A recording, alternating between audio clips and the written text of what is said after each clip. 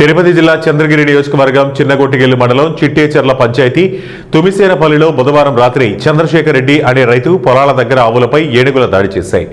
రైతు చంద్రశేఖర్ రెడ్డి మాట్లాడుతూ గత కొన్ని రోజుల నుంచి ఏనుగులతో భయమేస్తోందన్నారు.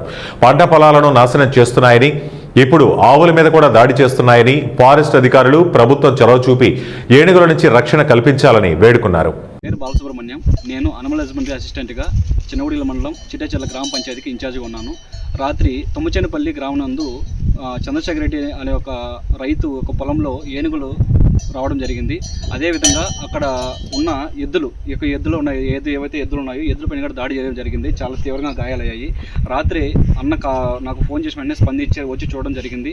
మళ్ళీ ఇప్పుడు వచ్చి దానికి తగ్గట్టు మొత్తం వైద్యం అంతా చేసి కొంచెం ఇచ్చేసాము. అయినా కూడా చాలా తీవ్రంగా గాయాలయ్యడం జరిగింది.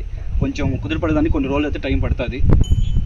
తిరుపతి జిల్లా చిన్నగొట్టిగెల్లు మండలం చిట్టేచెర్ల పంచాయతీ తుమ్మసేనపల్లి రాత్రి 9:10 గంటల సమీపంలో ఏనుగులు దాడి జరిగింది. ఏనుగులు ఇంతకుముందు పొలాలు మనుషుల మీద దాడి చేస్తున్నాయి, ఇప్పుడు పశువుల మీద కూడా దాడి చేస్తున్నాయి. ఇది నా ఇది మామూలుగా జల్లికట్టుకు పోతాయి. ఇది ఒక 3 లక్షల దాకా పెట్టుకున్నాము ఎద్దును. రాత్రి ఎద్దు పొలం కాడ మేము మామూలుగా పొలం కాడ ఎద్దులు కట్టేసి పెట్టాము. ఎద్దులు కూడా దాడి చేసినాయి. ఎద్దుకు కూడా బాగా గాయాలైనాయి. డాక్టర్ని తీసుకొచ్చి కూడా ఎద్దుకు ట్రీట్మెంట్ చేసినాము. ప్రభుత్వము ఫారెస్ట్ వాళ్ళు రైతుల మీద దయ ఉంచి వీళ్ళని అరికట్టే మార్గం, కందకాలన్నీ పూడిపోయి ఉన్నాయి.